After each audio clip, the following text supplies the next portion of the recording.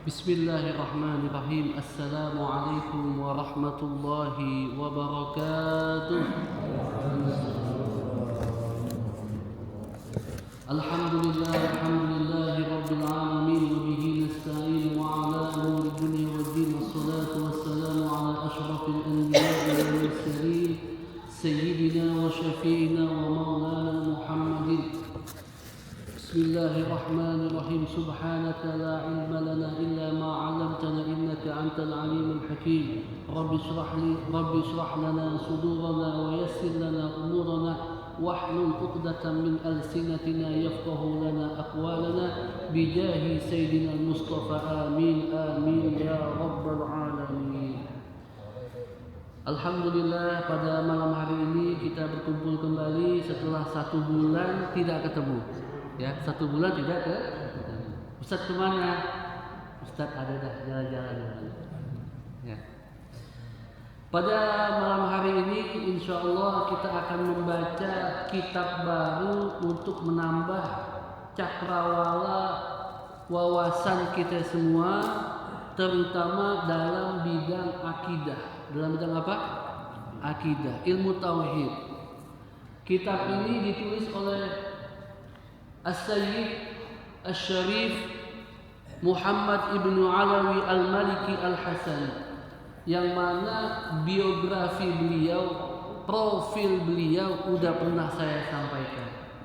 Beliau adalah cucu baginda Nabi Muhammad SAW, yang guru-gurunya itu, yang murid-muridnya itu semua kebanyakan kiai-kiai besar kita belajar di pondok di sini, di Rusaifah. Di Rusaifah di Mekah Al-Mukarramah, kira-kira kecamatannya Mekah lah. Ya, kecamatannya di mana? Namanya Rusaifah.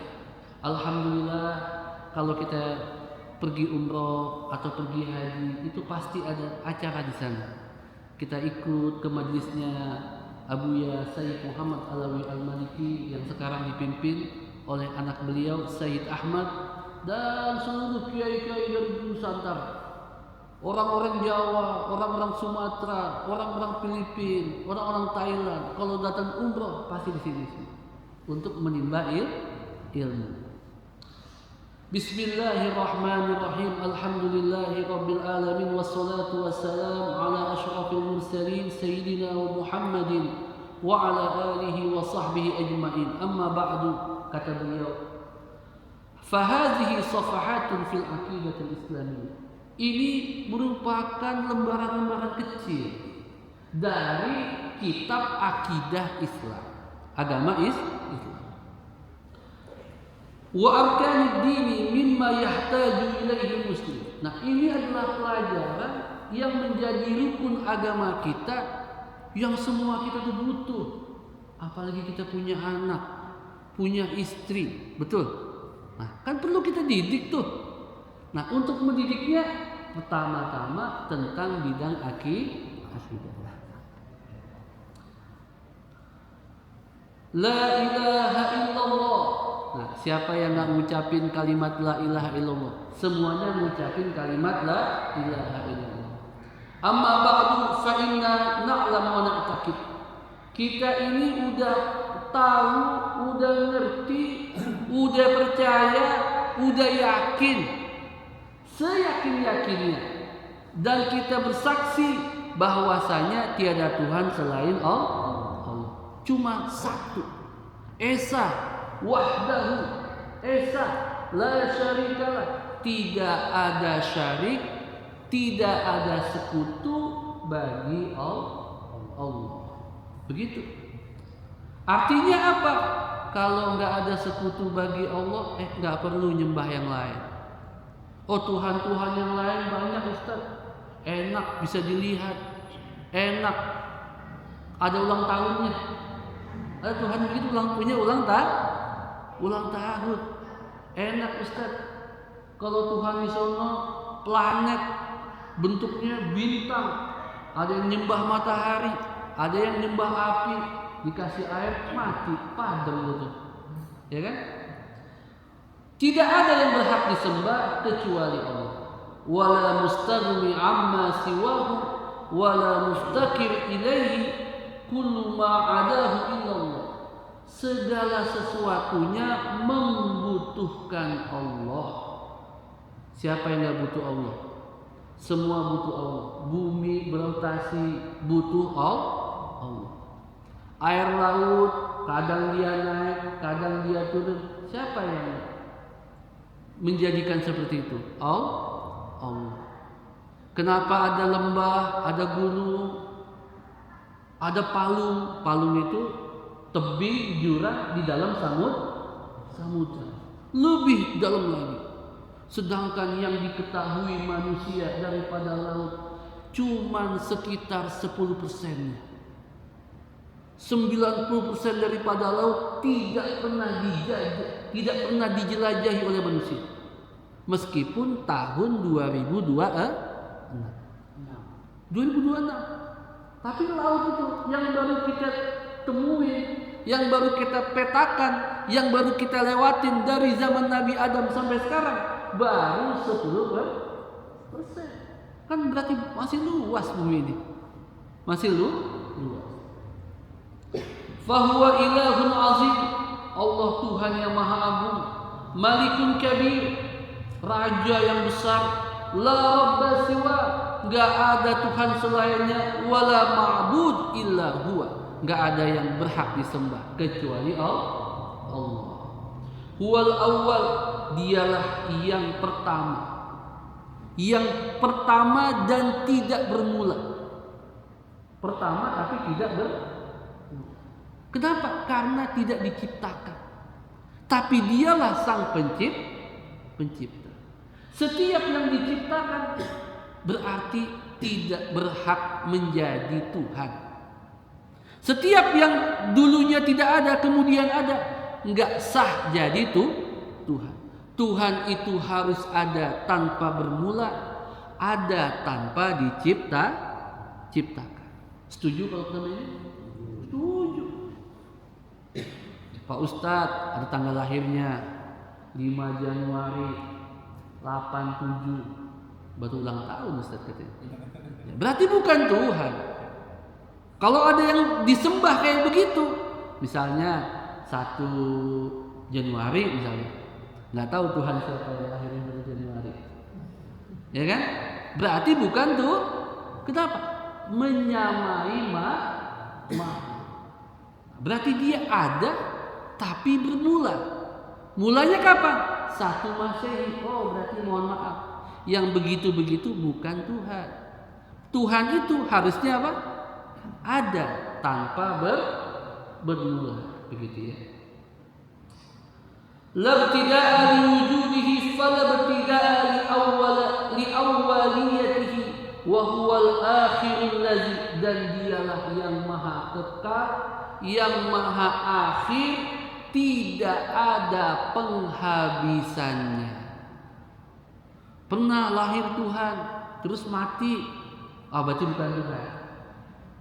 Ada Tuhan maha pencipta, kemudian dia berkorban buat umat manusia, terus mana? Sekarang dikubur. Berarti bukan Tuhan. Selesai. Kalau Tuhan punya profil, lahir, mati, kemudian disembah, udah jelas bukan Tuhan. Wa huwal ahad al-munfarid fi uluhiyatihi wa rububiyatihi, dan Allah Subhanahu wa taala yang Maha Esa, yang Maha Mutlak, yang Maha Tunggal. Dalam apa? Dalam ngurusin dunia itu enggak ada campur tangan selain takdir Allah, selain ketentuan Allah. Pak, bapak ini jadi orang tobo wali, kira-kira itu dipilih sama bapak-bapaknya atau enggak? Kita nih jadi orang tobo wali, apa pernah dipilih sama ibu kita? Wah, kain Shopee gitu, kainnya aja. Enggak pernah. Tiba-tiba dipertemukan dengan ibu bapak kita. Tiba-tiba hidung kita pada mancung. Tiba-tiba mata kita yang begini semua. Tiba-tiba tinggi kita ya begini semua standar. Bukan kayak orang Arab, bukan kayak orang, kita tidak memiliki qarar, kita nggak punya hak, kita nggak punya pilihan, tiba-tiba menjadi hamba Allah, begitu ya. Maka kemudian Allah Subhanahu wa taala berfirman di dalam surah Al-Ikhlas, Bismillahirrahmanirrahim. Mari sama-sama. Qul huwallahu ahad, Allahus samad, lam yalid wa lam yulad wa lam yakul lahu kufuwan ahad. Katakanlah, Allah itu esa. Allah itu esa. Tidak berbilang. Allahus samad, maksudnya Allah enggak butuh sesuatu. Tetapi segala sesuatu butuh Allah. Allah enggak butuh tempat. Allah enggak butuh makan. Yang butuh tempat untuk hidup kita nih. Kadang digusur sama orang tua, digusur mertua, kadang ada yang digusur pemerintah, lagi bikin bangunan di atas kali, ya digusur, kan begitu. Nah. Lam yalid wa lam yulad, tidak diperanakan, tidak beranak dan tidak diperanakan. Walam yakul lahu kufuwan ahad, enggak ada yang setara, semisal seperti Allah itu tidak ada. Fala syabiha lahu wala nazir, enggak ada yang seperti Allah. Kenapa? Allah berfirman, laisa kamislihi syai'un. Tidak ada yang serupa, tidak ada yang semisal, tidak ada yang setara dengan Allah. Ingat ini, laisa kamislihi syai', laisa kamislihi. Bapak-bapak gampang ngajarin akidah ke anak kita. Nah, kalau kamu lihat Tuhan itu seperti manusia, bukan Tuhan. Jelas kan? Masuk akal nggak? Ada Tuhan digorok, ada Tuhan disiksa umatnya, ada Tuhan ketangkep. Mungkin nggak begitu? Nggak bisa. Konsep ketuhanan secara akal sehat nggak masuk dengan profil-profil seperti itu. Entah siapapun dia, entah di India, entah di India Barat, entah di Yerusalem, entah di Jepang, begitu nggak masuk sebagai itu. Oke. Nah ini penting nih. Wa annahu ta'ala muqaddasun aniz zamani wal makan. Yang namanya Tuhan itu maha suci daripada membutuhkan waktu, maha suci daripada membutuhkan tempat. Maksudnya apa? Mustahil Allah itu ada seperti kita. Assalamualaikum, Pak Ustadz ada di mana? Ada di masjid. Nah, itu keberadaan makhluk itu membutuhkan di mana Ustadznya? Di masjid. Ustadz Sukma di mana? Di rumah. Allah ada, nggak butuh tempat, dan juga tidak butuh waktu. Kenapa? Karena tempat dan waktu ciptaan Allah. Tempat dan waktu ciptaan, maka mustahil Allah itu bergantung pada ciptaannya. Masuk akal kan? Kan logisnya begitu. Maka mustahil Allah bergantung, membutuhkan pada apa yang diciptakan oleh Allah.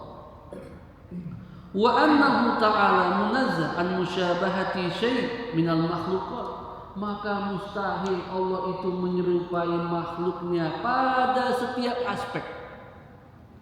Pada setiap apa? Aspek. Gitu.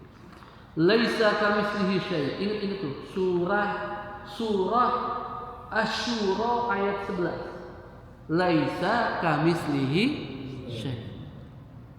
Nah ini perlu kita yakin betul tentang Allah Subhanahu wa ta'ala. Fala tuhitu bihil jihad. Maka kalau Allah itu ada, Allah itu tidak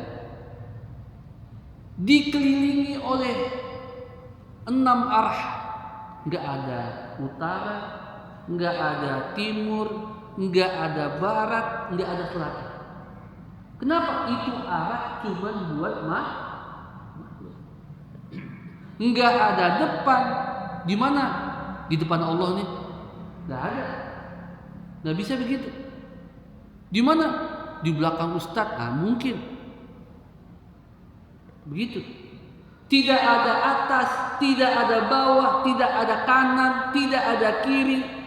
Kenapa? Karena tempat, waktu, dan arah itu adalah makhluknya Allah.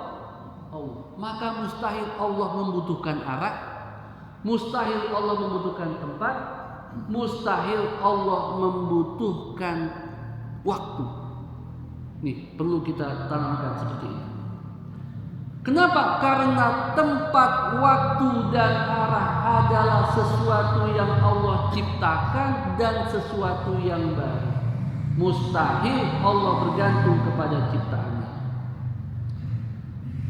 Ustaz, kan ada ayat Ar-Rahmanu 'alal arsyistawa. Apa kita tidak perlu iman dengan ayat kita? Dijawab oleh Sayyid Muhammad, kita beriman 100% dengan penuh mempercayai firman Allah, Ar-Rahmanu 'alal arsyistawa. Allah beristiwa pada arsy. Apa namanya? Istiwa pada arsy. Istiwa pada arsy. Dengan istiwa Allah, jadi gini ya, kalimat ini penting nih. Kalimat istiwa itu tidak bisa diterjemahkan menjadi bersemayam. Tidak bisa Pak diterjemahkan menjadi Bapak bersemayam. Karena kalau udah kita terjemahkan menjadi bersemayam, menyempit. Maknanya menjadi apa? Sempit. Sedangkan bahasa Arab itu maknanya luas. Maka kata para ulama tentang ayat ini, kami iman dengan ayat ini 100%. Allah istiwa pada arasy-Nya sesuai dengan apa yang dikabarkan oleh Al-Qur'an. Tapi bagaimana istiwanya? Itu hanya wallahu a'lam. Wallahu a'lam. Karena kalau kita bilang istiwa itu Allah ada di atas arsy, apakah Allah dipanggul? Apakah Allah bertempat? Yang mana tadi kita bilang Allah tidak bertempat, tidak membutuhkan tempat dan waktu serta ruang. Maka kata para ulama semuanya, mazhab sahabat, mazhab imam yang 4, Imam Syafi'i, Imam Ahmad, Imam Abu Hanifah dan Imam Malik, istiwa itu maklum. Maksudnya apa? Kita udah tahu Allah istiwa, tetapi kaifiyahnya majhul. Tetapi bagaimana detilnya Allah istiwa itu majhul itu artinya apa? Tidak diketahui. Kenapa? Karena itu ilmu tentang zatullah. Ilmu tentang apa? Zatnya Allah. Sedangkan kita untuk mengenal Allah tidak bisa mengetahui hakikat zatullah. Kita mengenal Allah itu di dalam Al-Quran diajarkan Sami'un Alim dengan sifatnya. Allah Maha mendengar, Allah Maha mengetahui, Allah Maha melihat. Kan begitu? Sifat kan? Katakanlah Allah itu Esa. Berarti Allah mensifati dirinya Esa. Allah tidak beranak, tidak diperanakan. Allahu Somad. Ini semuanya adalah sifat. Kita mengenal Allah lewat sifat Allah. tidak bisa mengenal Allah lewat zatullah. Kenapa? Karena manusia saja untuk mempelajari zat dirinya saja itu masih terbatas. Apalagi pengen mengetahui zat yang menciptakan manusia. Sampai sini paham? Sampai sini paham?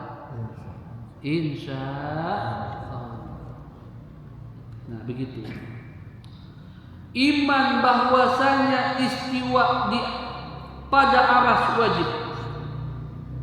Meskipun kita ini nggak tahu aras itu bagaimana, betul kan? Aras itu gimana? Nggak tahu. Dan bagaimana istiwa aras itu tidak tahu. Kenapa? Karena kita itu tidak mungkin untuk sampai akal pikiran kita mencerna dengan baik, mencerna dengan detil, dengan teliti tentang apa-apa yang sifatnya gaib. Tetapi yang kita ketahui adalah Allah itu tidak bertempat, Allah tidak terikat pada waktu. Begitu. Dan juga tidak terikat, tidak membutuhkan sesuatu yang baru sebagaimana makhluk itu hidup. Kita butuh makan, Allah nggak butuh makan. Kita capek, ma massana min lughub. Kami nggak capek. Dalam Al-Quran disebut ma massana min lughub. Kami nggak capek. Kita kadang ngantuk tidur, la ta'khudhuhu sinatun wala la ta'khudhuhu sinatun wala naum. Itu Allah tuh enggak capek, enggak ngantuk, apalagi tidur. Kita bertempat, Allah tidak bertempat. Kita dikelilingi oleh arah dan tempat, bisa belakang, bisa depan, bisa begini, bisa begini. Allah tidak seperti itu. Kita ada permulaannya, Allah ada tanpa bermula. Kita ada akhirnya, Allah abadi tanpa pengakhiran. Begitulah akidah Ahlus Sunnah wal Jamaah.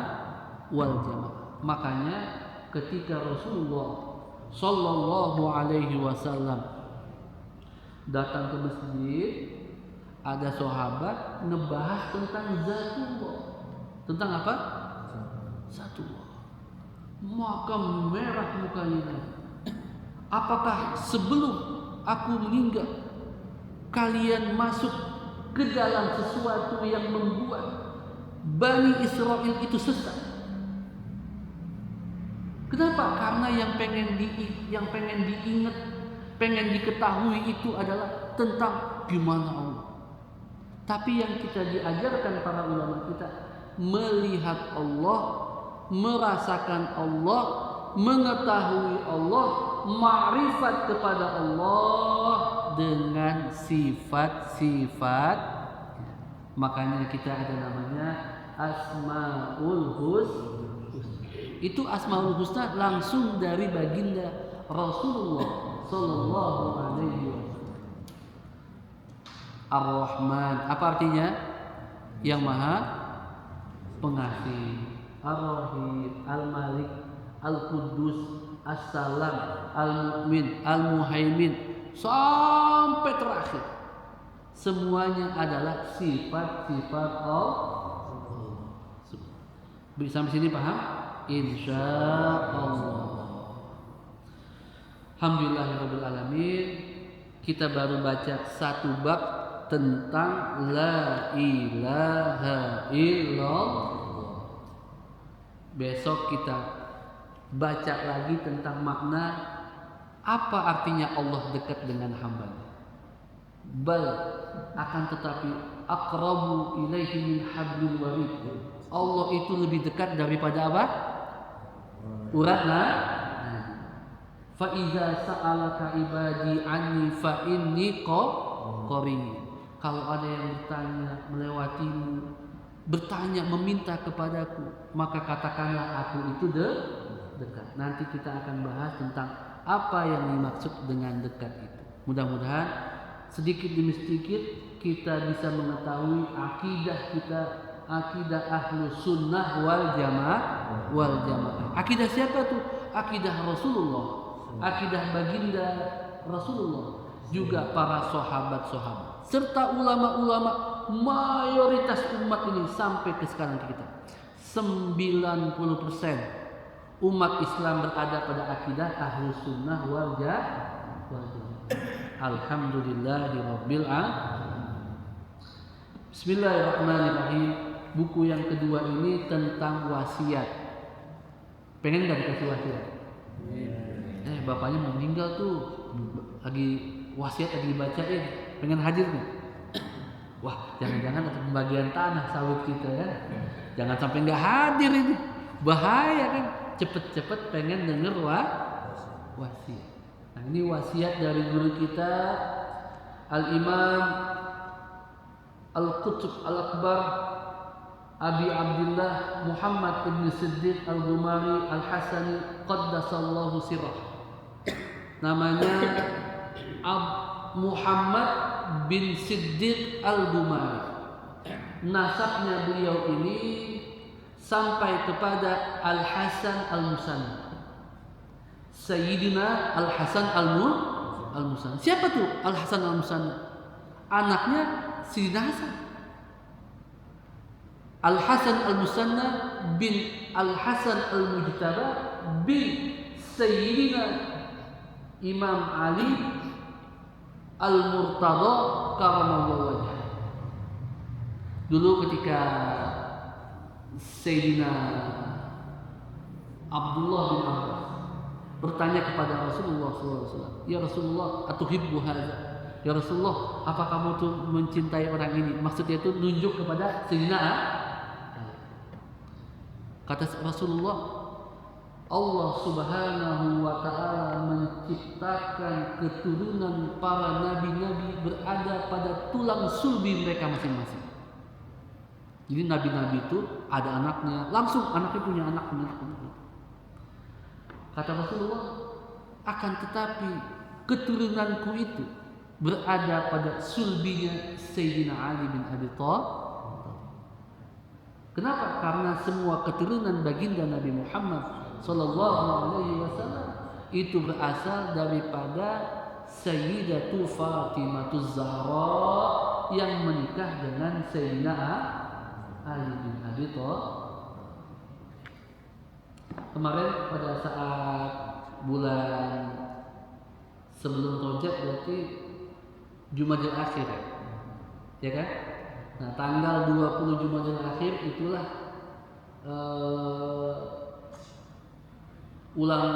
lahirnya Sayyidatuna Fatimah Zahra. Kebetulan ketika saat itu juga saya lagi di Madinah.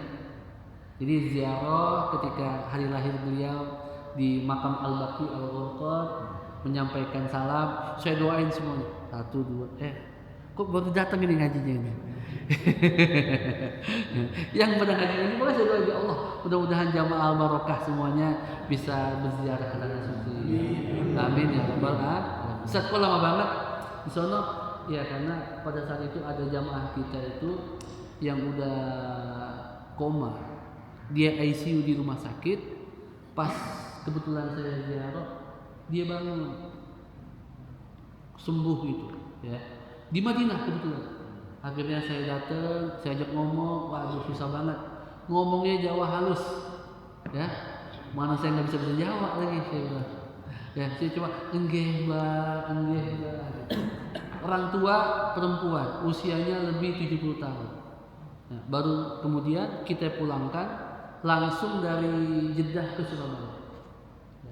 Jadi ada masalah seperti itu sehingga harus stay lebih lama. Makanya ngomong-ngomong sama Ustaz Sukma ya. Nah, soalnya takut kalau saya ngomong ke Ustaz Sukma, Ustaz Sukma orangnya baik. Mau Ustaz saya ongkosin itu teh kemana tuh? Kalau ongkosin pesawat kan bisa 12 juta. Nanti dimarahin sama orang masjid. Kok duit masjid 12 juta kemana? Mau ongkosin Ustaz.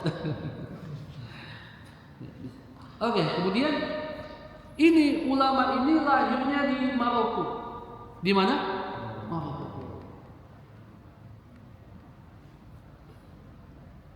Di dalam majlisnya, pada saat itu Maroko dikuasai Prancis. Dikuasai apa Prancis? Di majlis yang dia baca kitab Sahihul Bukhari, Dari majelis itu terbentuk yang namanya Front Perjuangan Rakyat Maroko, dan akhirnya bisa mengusir penjajah dari tanah Maroko. Sayyidi Muhammad bin As-Siddiq Al-Ghumari, nanti bisa dicari di internet, Muhammad bin Siddiq Al-Ghumari, ulama Maroko yang begitu terkenal, tidak takut akan tekanan imperialisme barat. Ketika itu diundang oleh Syekhul Azhar di Kairo, karena beliau ini ahli tasawuf yang memang nggak boleh dan nggak mau dipotong. Betul kan Pak Kiai? Maksudnya kalau ahli tasawuf tuh mursyidnya itu nggak ada fotonya. Maka raja itu mengeluarkan paspor tanpa foto. Kata Prancis, kamu sampai di Mesir ditangkap.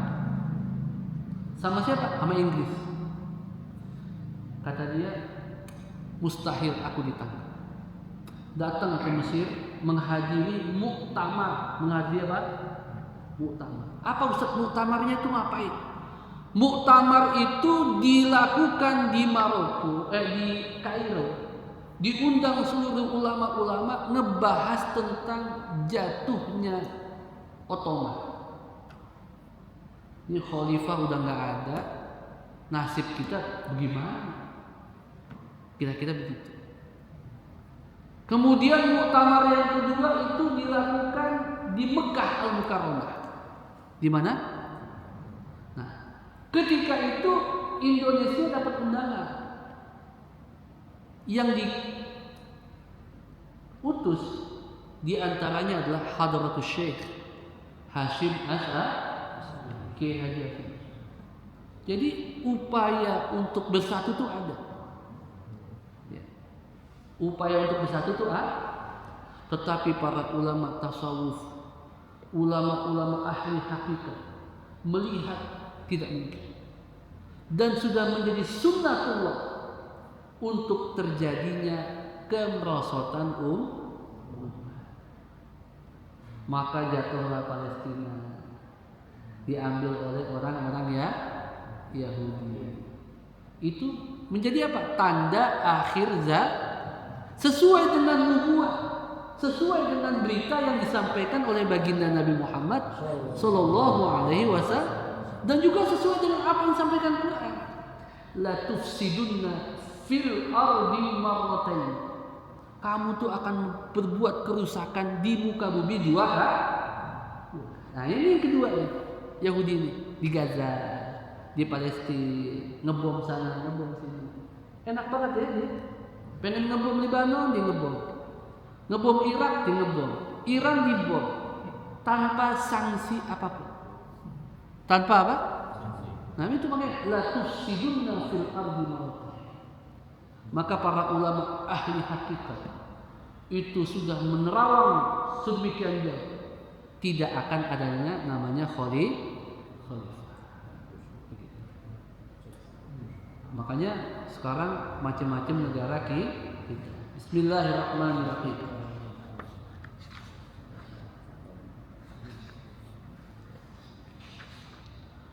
Al-amru bi mulazamati taqwa. Kita itu sebagai murid-murid harus bertakwa kepada Allah. Kita harus menanamkan prinsip takwa di hati kita. Tanpa ketakwaan enggak dapat apa-apa gitu. Summa qala syekhuna wa imamuna radhiyallahu ta'ala anhu wa nafa'ana bihi fid dharain amin qala wa ba'du fa usikum bi taqwa. Wasiat pertama dari seorang mursyid kepada muridnya adalah takwa kepada Allah. Apa itu takwa? Takwa itu menjadikan seorang hamba antara dia dengan yang lainnya tidak ada yang dia takuti. Takwa itu kan dia tawakal kepada Allah, menjauhkan apa yang dilarang, mengerjakan apa yang diperintahkan. Nah, maka orang yang bertakwa itu nggak ada yang dia takuti. Karena dia yakin segala sesuatunya itu kembali kepada Allah. Fataqwal abdi li rabbih, takwanya seorang hamba bagi kepada Tuhannya, an yaj'ala bainahu wa baina ma yakhshahu min rabbih.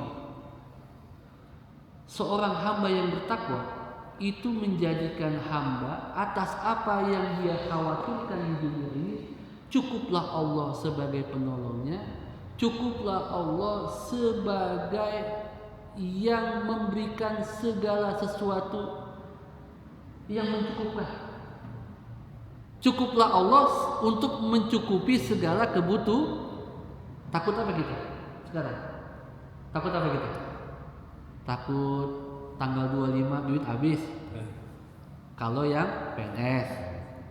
Kalau yang seperti saya bukan PNS, emang duit gak ada tanggalnya. Kan begitu. Wa min ghadabihi wa min sakhatihi wa iqabihi.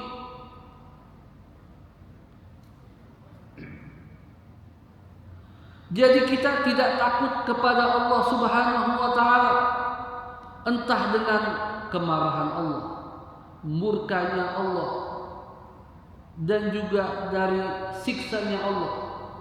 Wa wiqayatan taqihi min zalik, dan untuk kita terhindar dari murka Allah, terhindar dari azab Allah, cuma satu, mengerjakan ketaatan. Takut masuk neraka, ya taat dong, kan begitu. Wajtinabul mukhalafati wa tarku syubhat, dan menghindari maksiat dan meninggalkan syubhat. Siapa yang merasa syubhatnya banyak? Ya? Paling enggak gini, paling enggak. Kan takwa itu kan menjalankan ketaatan, kemudian menjauhi maksiat. Nah, orang yang ini mungkin semua dari kita semua ada. Kita enggak maksiat, kita taat, alhamdulillah. Insyaallah. Tapi masalah syubhat ini, syubhat tuh ini kayaknya boleh nggak? Ini pas nggak? Ini halal nggak? Masih tanda tanya. Nah, orang-orang yang bertakwa dengan Allah, dengan hakikat takwa, yang syubhat aja udah ditinggalin, apalagi yang haram. Yang syubhat aja tuh ditinggal.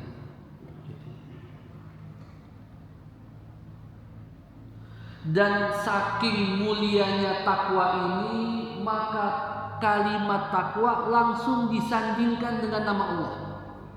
Wattaqullah. Kan begitu kan?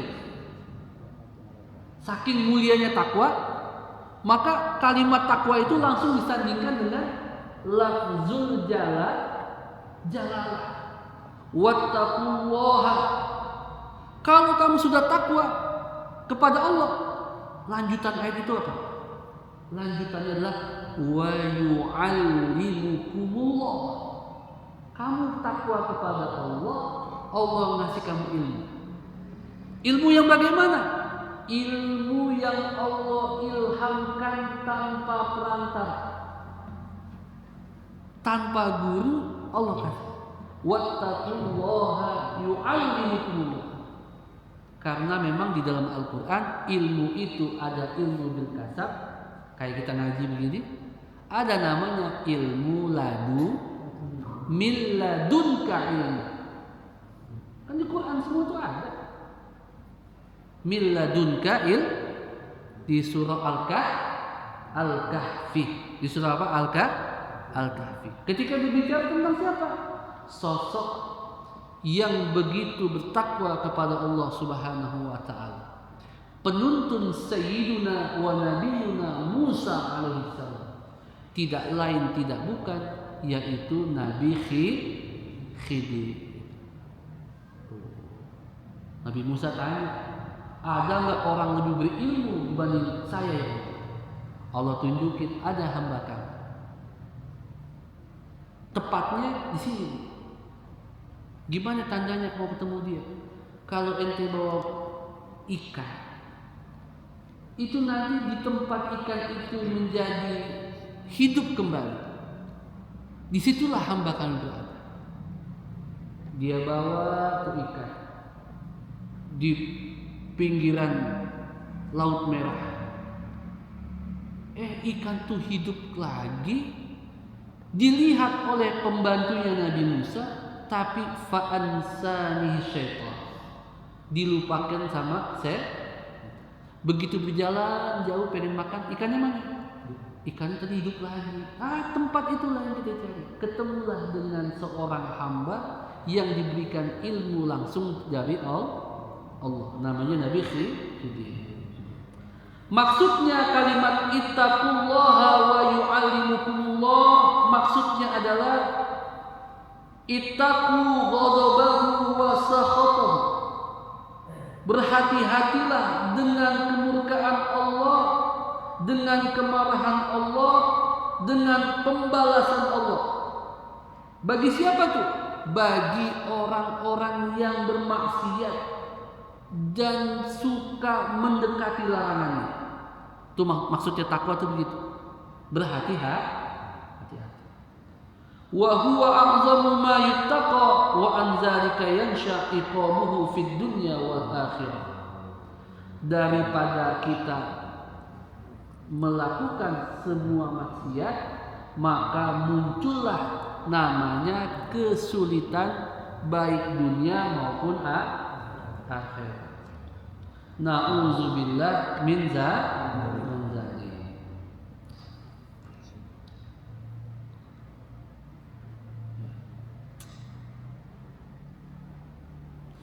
Kemudian kadang-kadang takwa itu langsung disandingkan dengan tempat yang paling menyeramkan.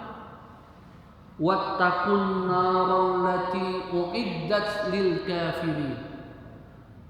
Berhati-hatilah. Takwa itu artinya berhati-hati. Wattaqun nar.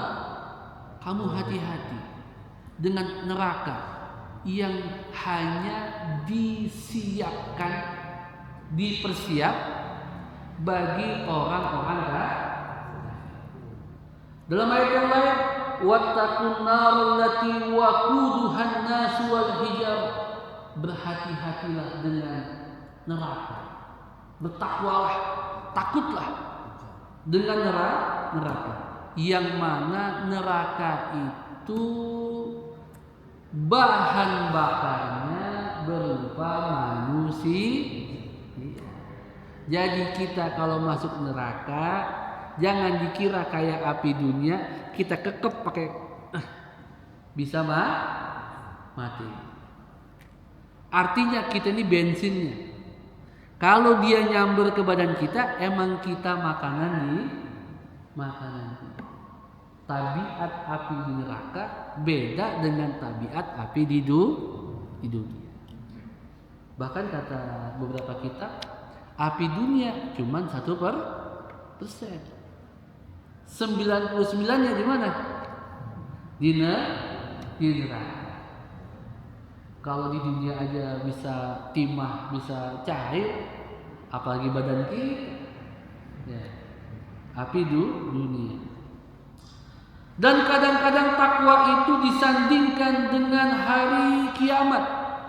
Hati-hatilah dengan hari kiamat yang mana kalian akan kembali kepada Allah. Wattaqu yauman turja'una ila Allah. Hati-hati kamu. Nanti kamu tuh bakal dikembalikan kepada Allah. Jadi kita tuh mesti ingat, nanti kita bakal dikembalikan kepada Allah. Hati-hati dengan tempat namanya neraka. Gitu.